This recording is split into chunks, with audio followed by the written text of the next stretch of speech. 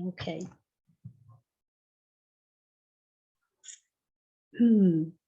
So what I'd like to talk about today is momentum.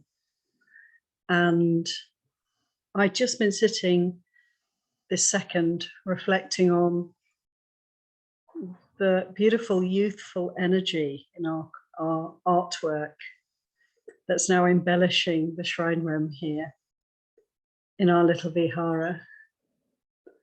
And also, reflecting on the other end of life, the old age, sickness and death, which is always with us. And especially as we get older, isn't it? We get to know more and more people who are going through these processes. And indeed, we may be going through these processes ourselves. And yeah, it's quite powerful to consider this momentum that takes us from birth to death. And considering how when we meditate, we're sort of stepping away from that kind of spinning wheel, or the forward momentum of life. What I mean is, when we meditate, we get a chance to feel the push. I really find this. It can be quite difficult to stop and sit, which is why it's really good to come together, because then we have a kind of, a sense of an agreement. Okay, we're all going to meditate now. And that really helps a lot. Retreats really help a lot, don't they, to, actually consciously make a plan and give the time and go somewhere and go through all the organizing that's involved, and then actually having done all that, to be able to actually stop for a while. And we can stop for a while in those ways, but of course the mind doesn't stop. And then we have to watch that. We have to feel, don't we,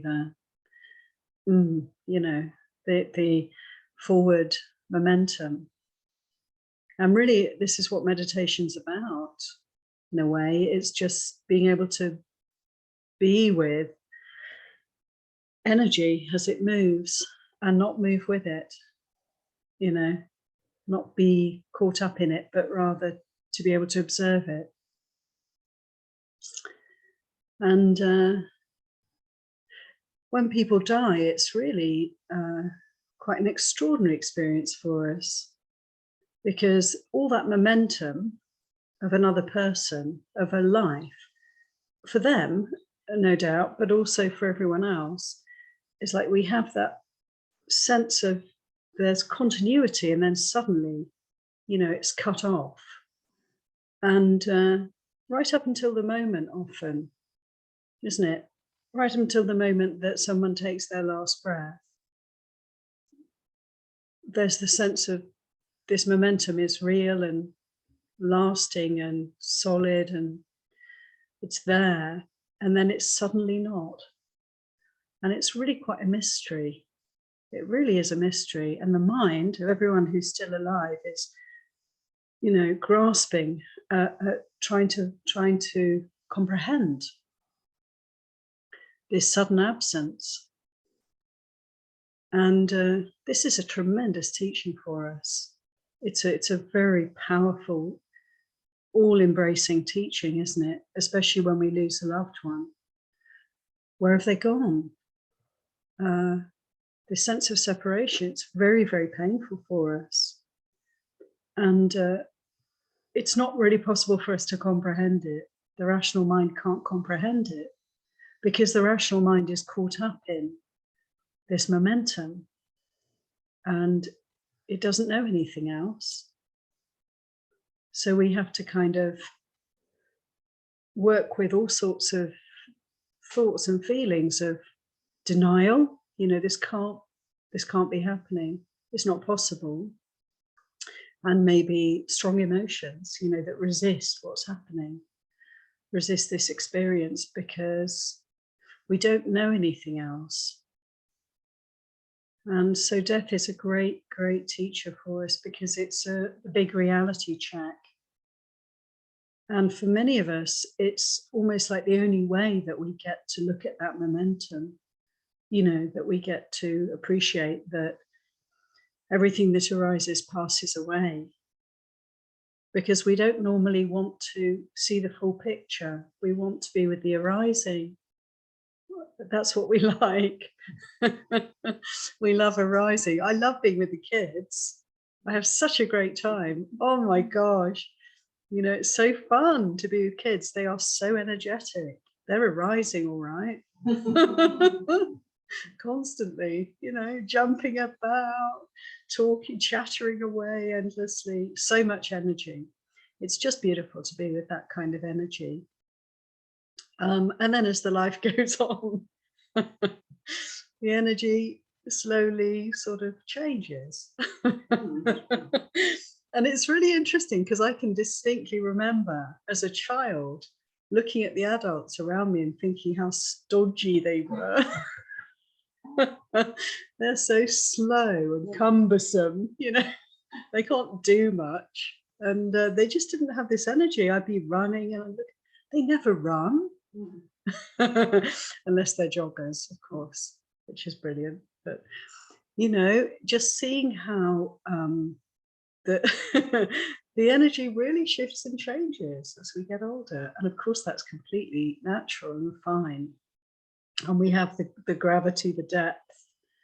You know, there's a profound deepening as we get older. Whether we're interested in developing wisdom or not, we do develop wisdom to an extent, don't we? And children, you know, all learn through the journey of life to kind of become a little more sober, a little more circumspect.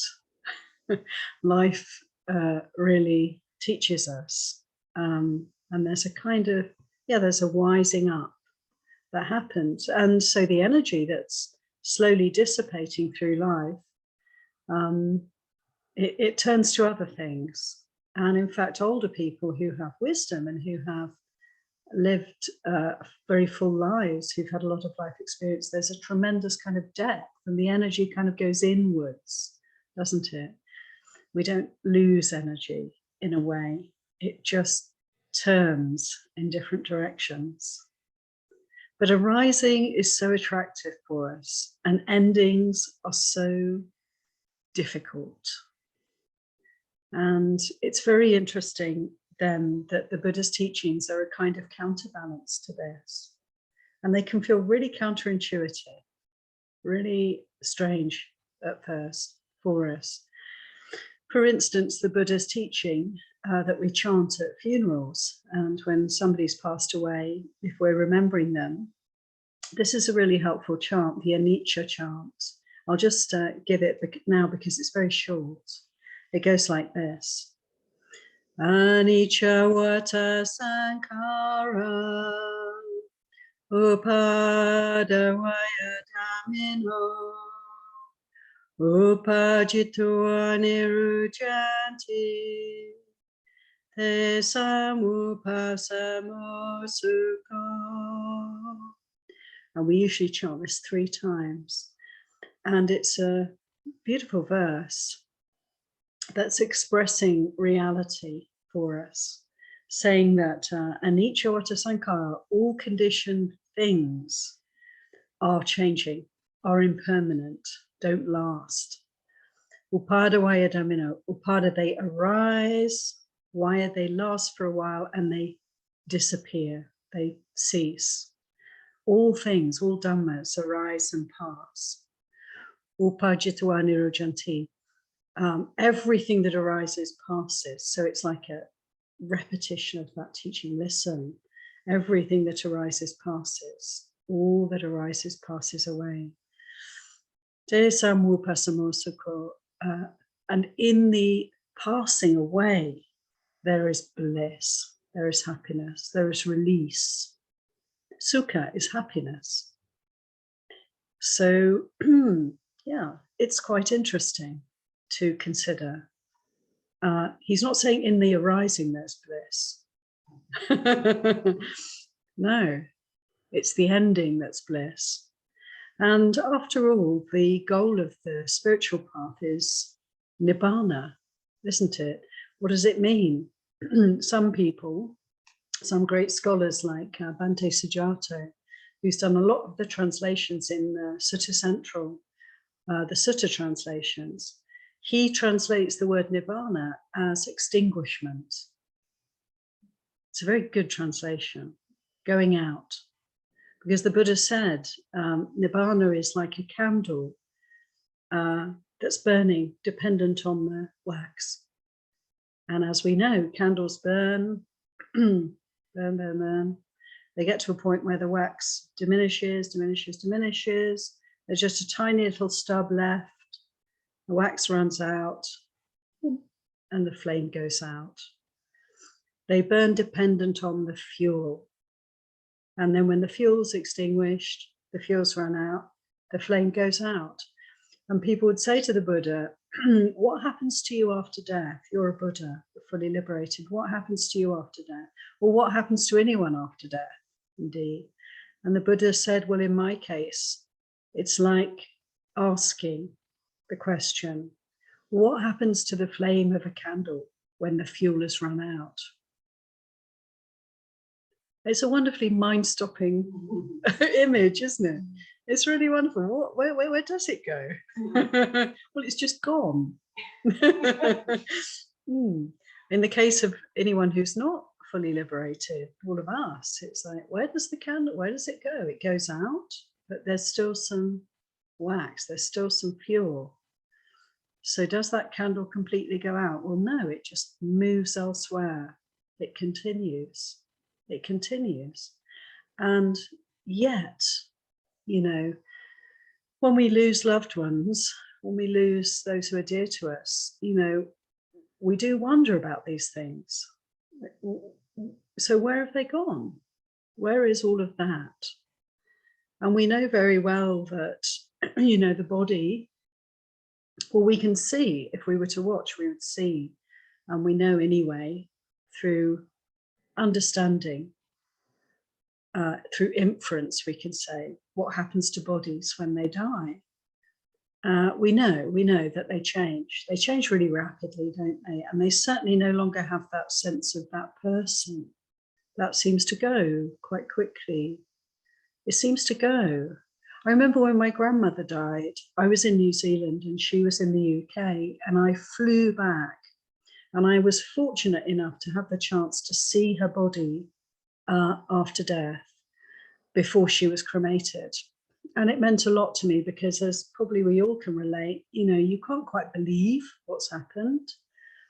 It seems so astonishing that someone should suddenly not be there, that, you know, it's really helpful to actually touch, see, feel, breathe in the reality of the corpse that's there after death, so that you can begin to accept, isn't it, the reality of the situation. And I remember going and seeing her body in Chapel of Rest, in this funeral place, funeral parlor, and it was astonishing to me to see the body of my grandmother, who I knew so well, and I had a very clear image of her, you know, in my mind. And there's this body, and it looked totally different.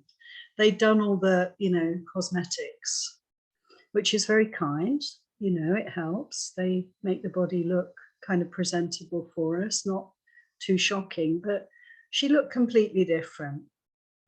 The body, I should say, what was my grandmother, what I thought of as my grandmother, was completely different to look at. And that was so helpful, you know, to be able to let go. It was a bit also confusing, because that wasn't her.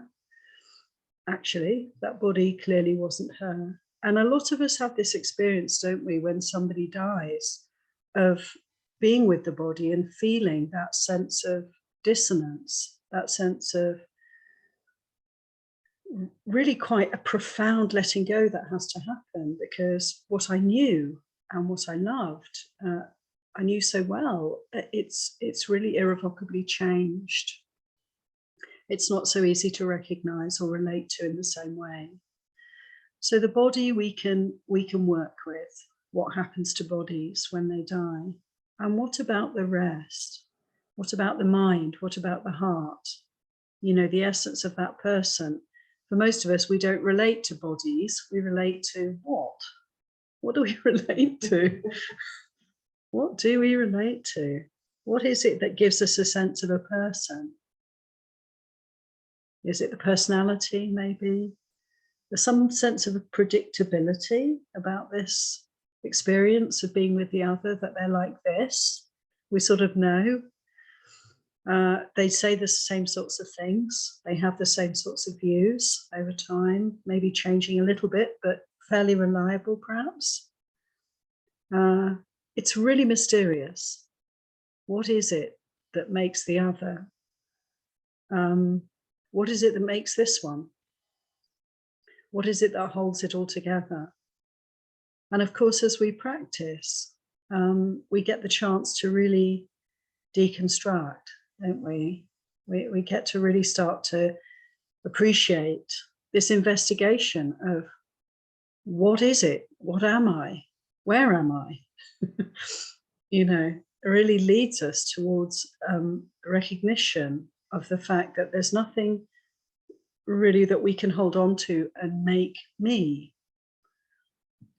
No, there's a constant shifting and changing of experience. There's a process, and it's very dynamic. It's very alive when we're present for it.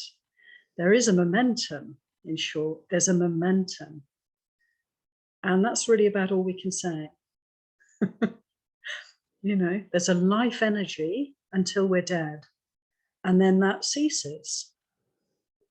And you know, it seems like such a huge shift and change when the time of death comes for us and for those who we witness passing away. But when we practice, we can start to really appreciate that there's this incredible change going on actually all the time.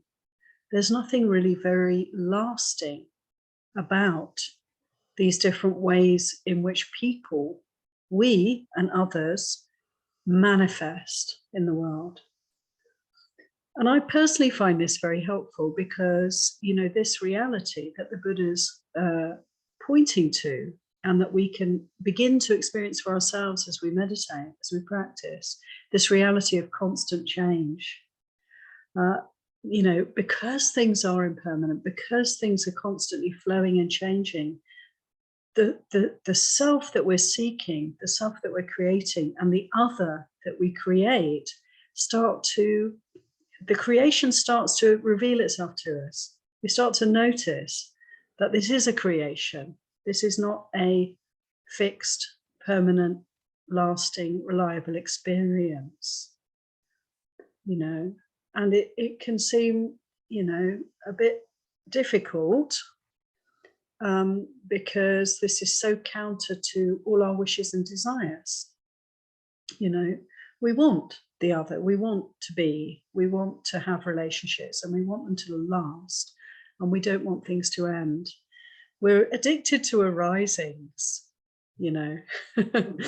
We love arisings, but actually when we start to really get to know reality, investigate Dharma, we can also begin to appreciate endings, you know, because endings are happening as much as arisings are happening, and they're happening all the time. They're happening all the time, and in their ending there is happiness. So we can start to appreciate the extraordinary truth that actually letting things go, letting things end, seeing the end of things around us is actually very fine. It's actually it's a very releasing experience. There's freedom in that. And to even begin to kind of backtrack, look back over our lives and see that what's actually causing suffering for us is when we hold on to things, to people, you know, to our sense of self, to memories. When we hold on, that's a source of suffering for us. But, you know, when we can actually allow things to flow and kind of have a hands-off, mind-off approach, be present, enjoy the moment, the fullness, the richness, the completeness of the moment, you know, we can then appreciate the arising and then the passing, the arising and passing. It's full, it's complete. And we can even look back on our memories and enjoy what was without having to kind of try and recreate it, without having to feel sentimental about things, without having to feel a sense of loss, lack and loss. We only feel a lack and a loss when we're not present. If we're present, everything's here for us. Everything's always here for us. And it's really interesting to then begin to appreciate that it's change that allows life to happen at all. And without change, there is no, there is simply nothing that we can work with. And to embrace and really appreciate change. So even as good moments arise, we're almost like they've passed already. They've passed already. Everything's passed already. Even as we enjoy our loved ones, our time with them, they've died already.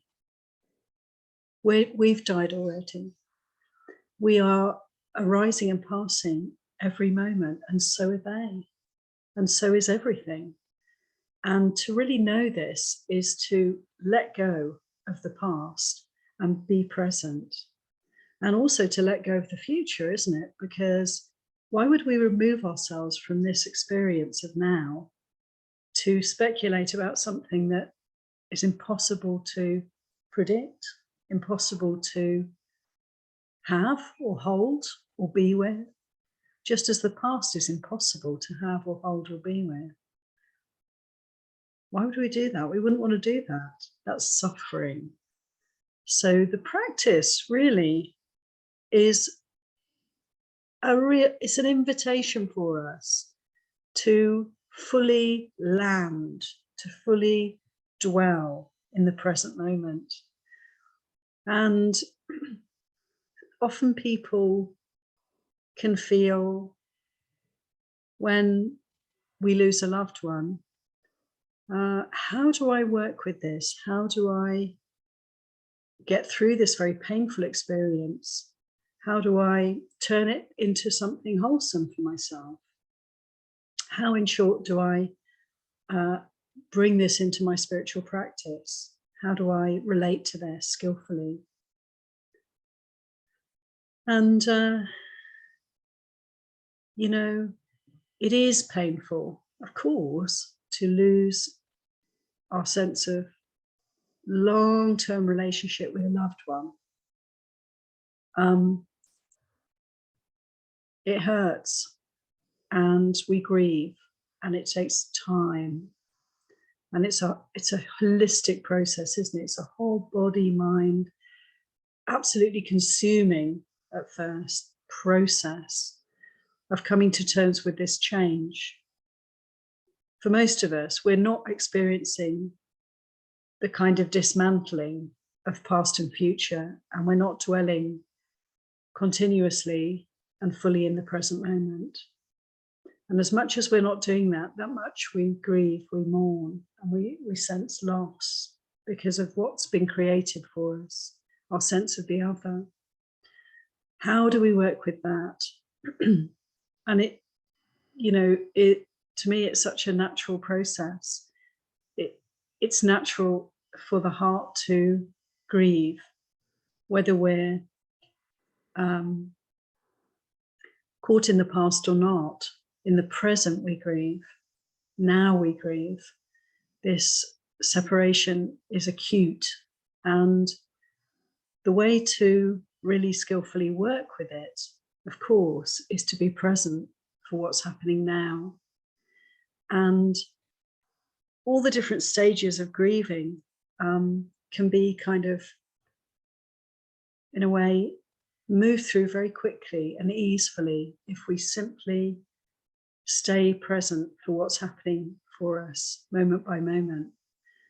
And I'm not really saying that we speed things up, but we can very fully appreciate what's happening and grieve very fully and properly, you know, allow ourselves to grieve, allow, not dismiss our experience, and not minimize it. Because there's often a tendency, isn't there, if we lose someone very dear to us, people encourage us to move on. You know, other people get over it more quickly because they're not as close maybe to this person who seems to have disappeared in such a sudden and shocking way. But for those of us who have someone very close to us who's passed away, it's like we can't speed it up, and we don't want to minimize the grieving. We want to make much of the grieving. We want to really be there for ourselves, be there for the process, because everything's teaching us when we're present, and we can feel the waves of grief bring with them compassion, depth, you know, a full parting, a moving forward. I love the quality of grief and sadness. It's strange, isn't it? Even while you're grieving, you can feel there's something amazing happening here. It's an amazing thing. It's a flowing with reality. It's a huge change that's happening. It's like waves washing over, and every wave that comes brings insight, brings the possibility of letting go. And after the wave has washed through, we're not the same person. We're somebody completely different. And we can really appreciate that. And so to go through great grief is to go through great change, great letting go, and great insight arises. And to allow ourselves to be changed, to allow that. And in a way, I feel this is what we do for each other, and why, you know, although the Buddha said, you know, those who are dearest to us, of course, will cause us the most suffering, naturally. But it's not a reason to kind of become indifferent to everybody around us, not at all. No, we can fully appreciate and be very intimately connected with others, and allow the change that's inevitably going to happen. And really, you know, it's like, this is to be alive, is to be changing constantly. And when a loved one dies, the change is very apparent. It's very powerful. We transform just as they've transformed. They've gone through the great, I consider it to be the great adventure. The great adventure. We don't know what comes next. I find that really quite, you know, it's my arising energy. It's the childlike curiosity. What happens? What happens? If there's any unfinished business at the time of death, then something else happens. Who knows what it is? But it's certainly a great transformation and a great letting go. And what's amazing to me is that when we're very close to others and they pass away, we get to pass away too. It's just the same for us. We also die, don't we? And we can feel it. We feel it. We die and something else is born. And it goes on and on like that for sometimes months, years. And it's something like a blessing. It's really to be really fully touched by the other, you know, and to recognize that this kind of transformation is always available for us. It's always available for us if we can appreciate the reality that the living and dying is happening now, at every moment. If we can fully let go, we can fully move forward, and life can fully live itself. And it's constant change, and it's a constant kind of stepping into the unknown, you know. Another great thing that the Buddha really helped us with in terms of how to relate to the passing of the loved ones, our loved ones, is the sense of how to channel our energy. So even as we're going through this extraordinary process of transformation, as we slowly but surely move forward, let go of all our sense of connection with the loved one. The connection doesn't die. The person has died. We have to let go of that possibility of seeing them in the future, seeing them again, being with them again. But the connection, of course, continues and changes and grows in a way. And the Buddha was really encouraging how to channel this energy, this connection, in good ways.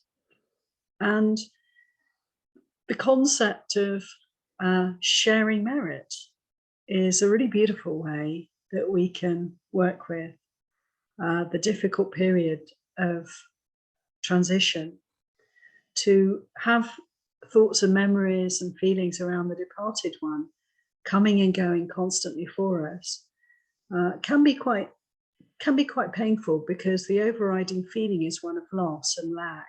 So what do we do with that? We bring our energy to bear on doing good, on making merit, on being generous, working, giving, thinking of ways to help others, those who are still alive. And in family life, it can be a given. This is what people do. They turn to those who are left, the other family members, and often family relationships can be strengthened by the loss that everyone's sharing, can't they? But we can go even wider. We can extend our goodwill to further afield and give and find ways to offer goodness into the field, with the sense of dedicating this for the person who's passed. So we bring them in. We bring in our sense of what we've lost and channel it in this beautiful way of, bringing it to the joy of giving, bringing in the happiness of generosity. And we can make a very clear connection between our loss and what's left, what's left to be done. And so it's a moving forward with good heart, a moving forward with happiness, actually. And even as we work with the grief, the inevitable natural grief that's felt, we can balance it with something that's moving into life, moving into what is, moving into a rising and passing. Let them be manifesting together. And so the opportunity to make merit and to dedicate the goodness of our energy, our benevolence, our generosity, to dedicate that in memory of the one who's no longer able to do that, And in Buddhism, there's a whole tradition of this kind of giving at the time of death for somebody at various intervals of time after they've passed away, 50 days, 100 days, a year, and so forth. We find ourselves wanting to bring them to mind and have a day of just really dwelling with them again and making offerings, being with family, with a focus on, that there's loss, there's also celebration of the person who was. If it wasn't for that person, we wouldn't be here, together. They're still kind of with us in that sense. And a celebration of each other and the shared story, all of these things can bring great joy. And so for me, there's a very amazing kind of interplay between the truth of the way things are and the way we feel right now about the way how we perceive things to be.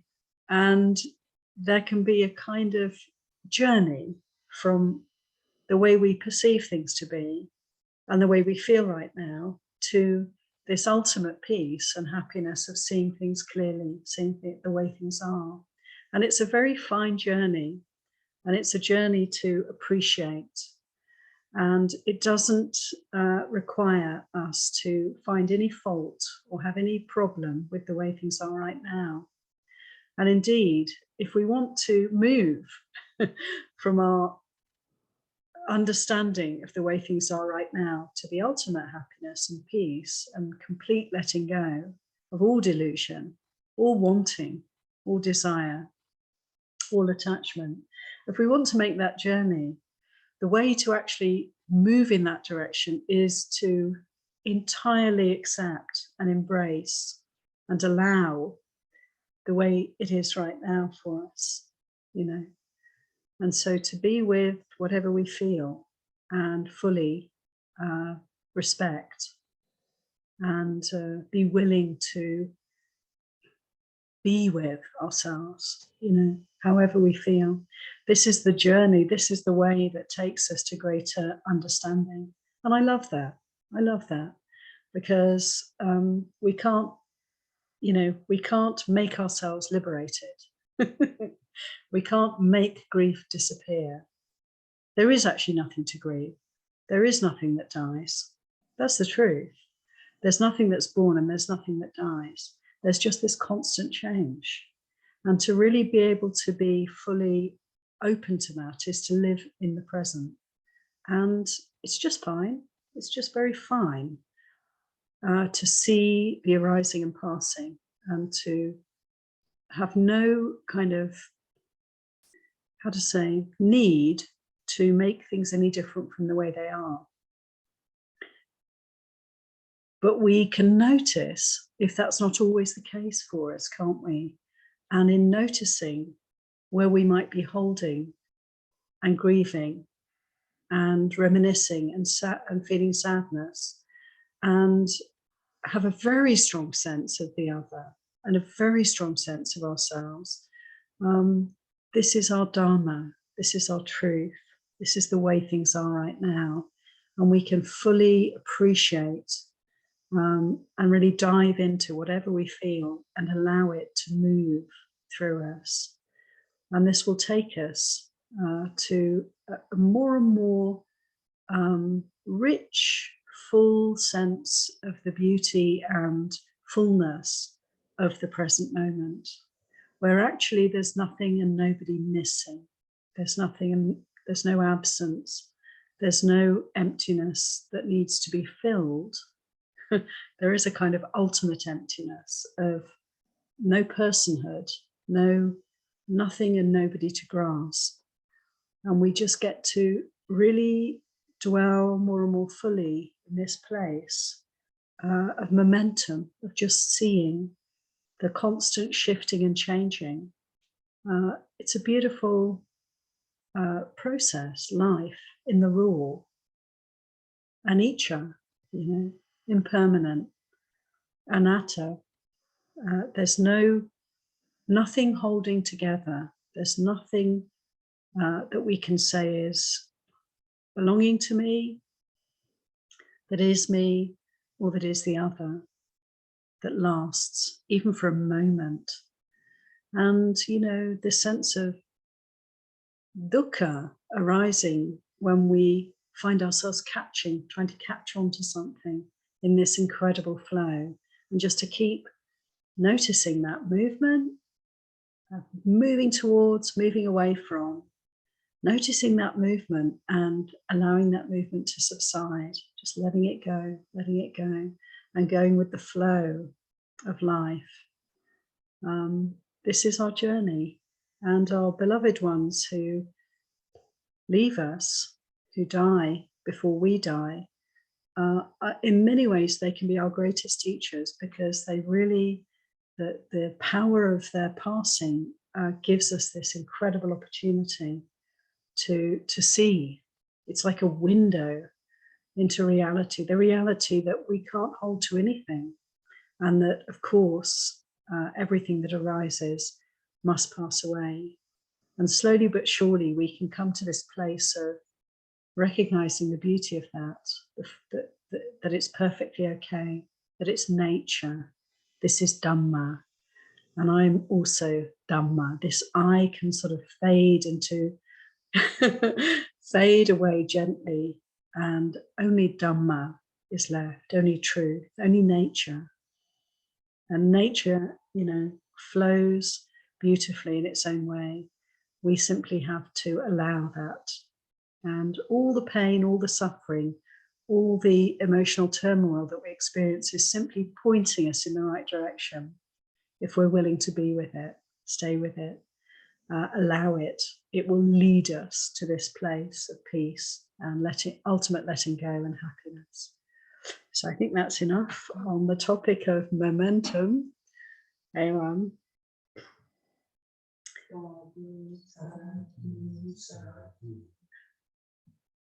So thanks everyone for your patient listening, and I'm going to open up the space for any further reflections, comments, questions. And we got a microphone there if anyone wants to say anything.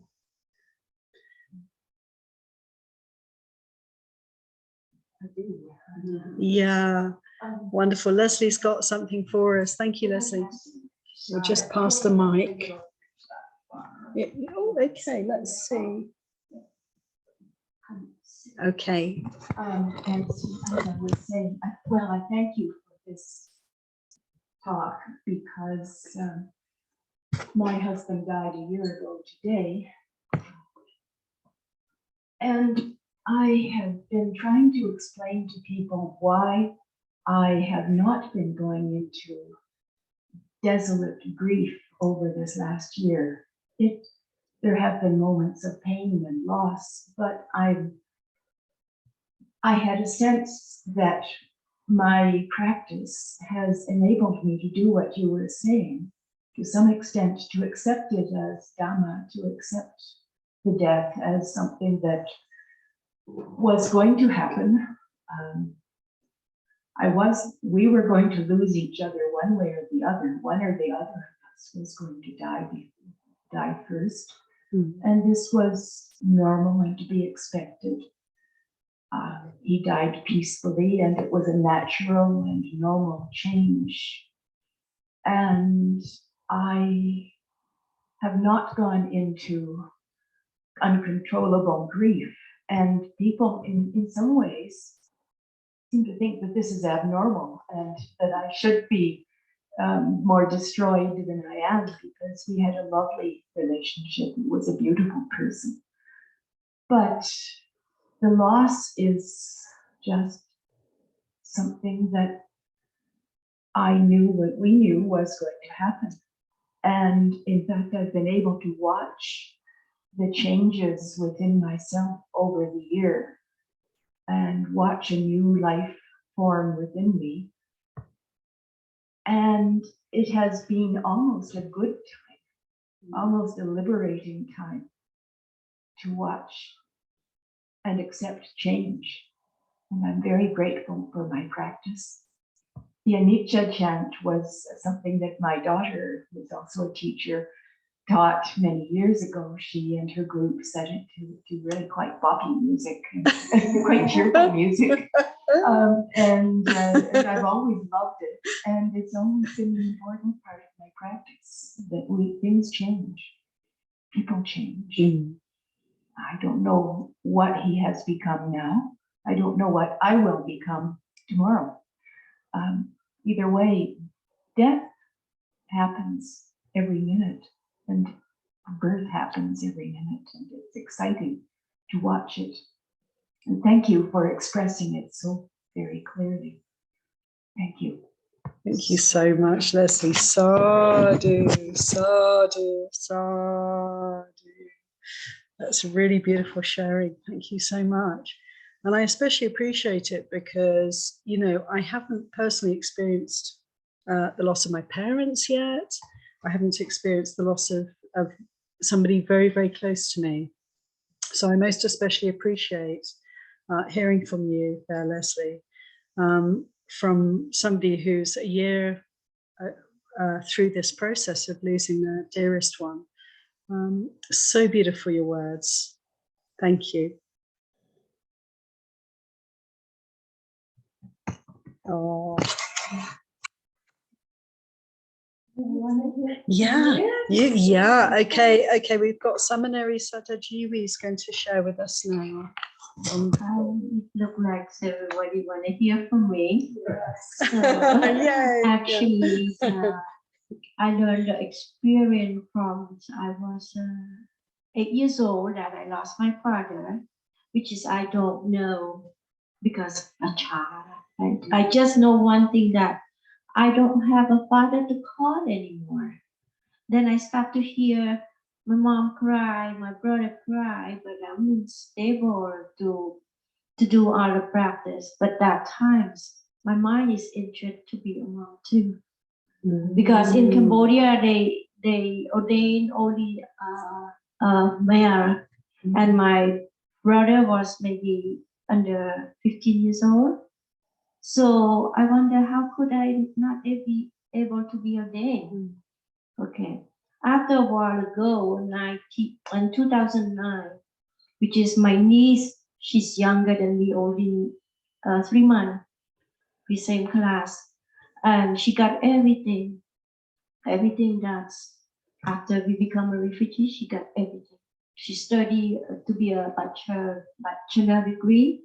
It's opposite from me, like I could not able to do anything, lost education.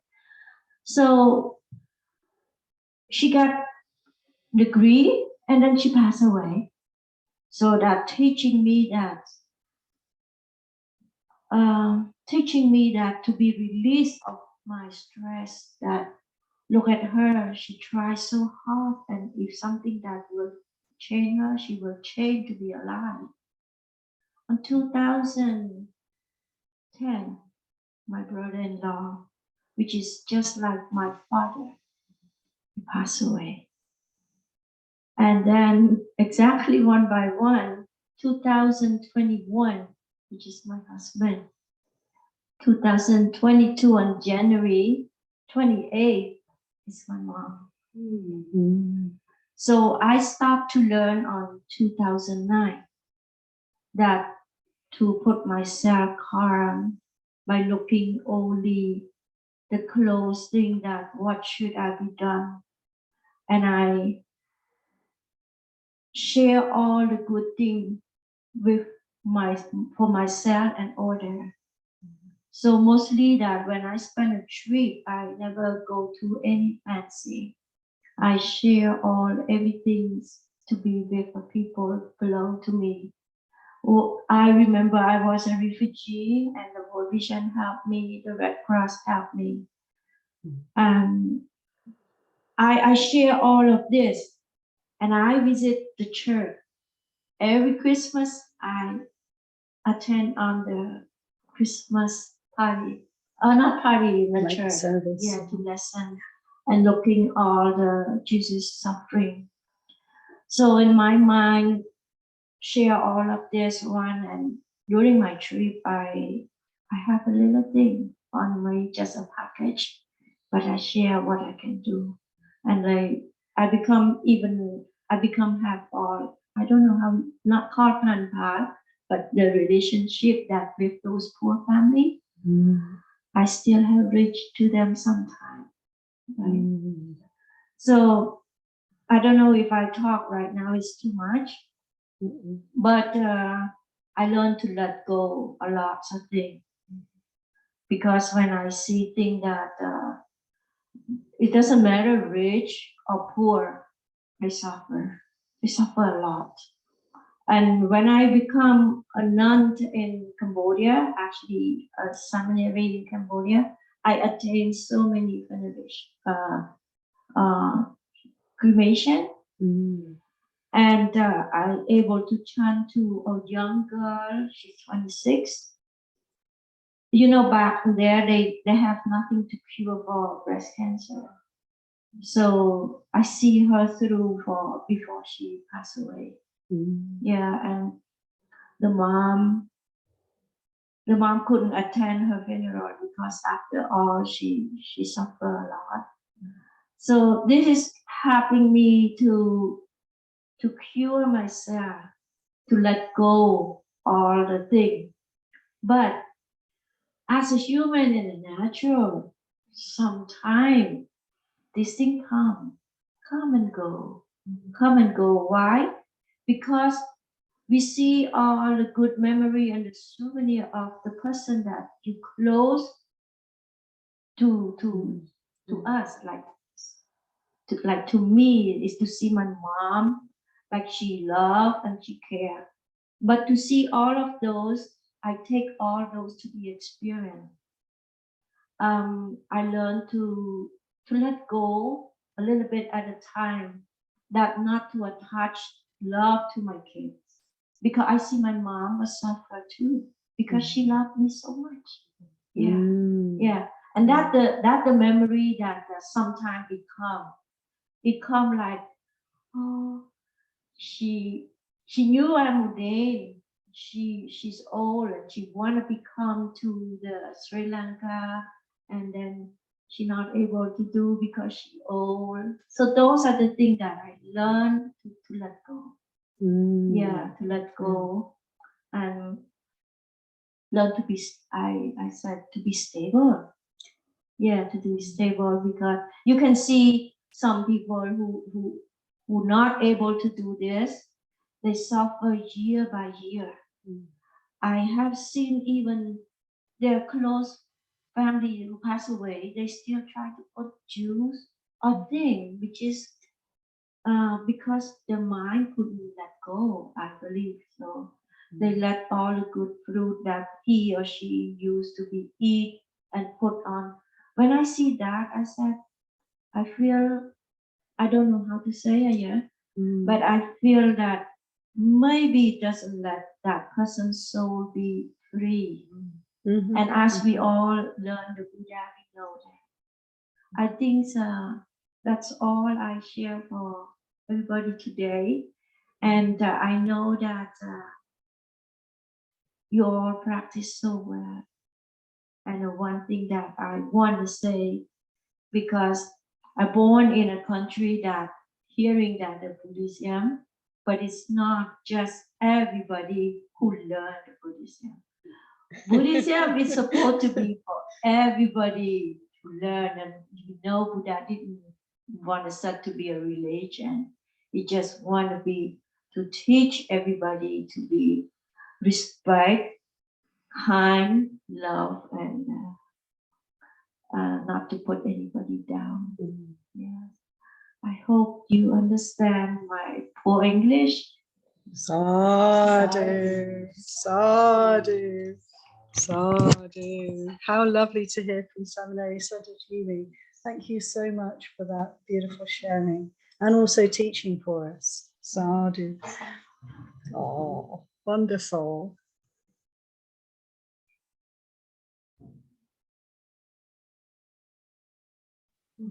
Just Heather. one quick observation, Ayat Brahmavara, thank you.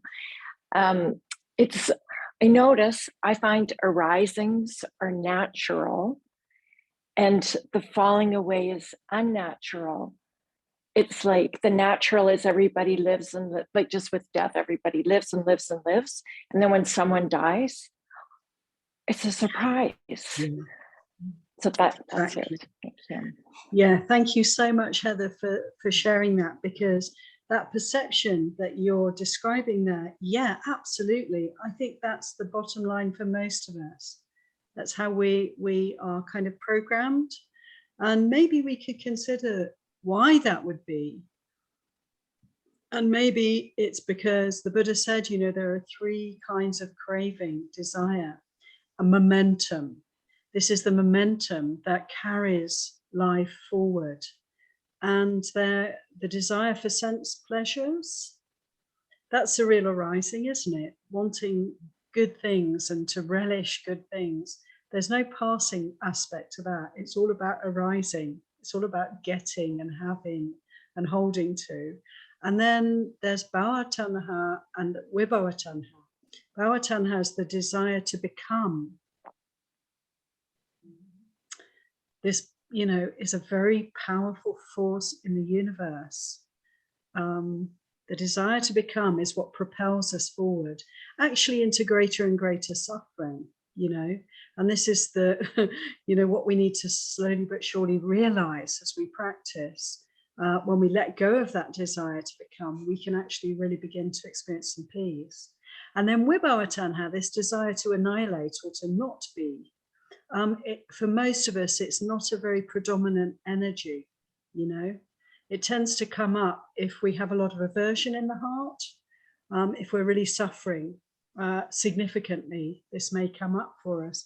But generally, you know, we human beings, we tend to dwell in the Bhava Tanha, the becoming and the desire for sense pleasures.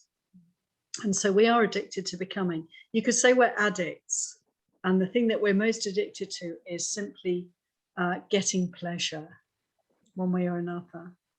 You know, it's quite poignant because pleasure is pain, actually. And yet we have an opportunity to observe this.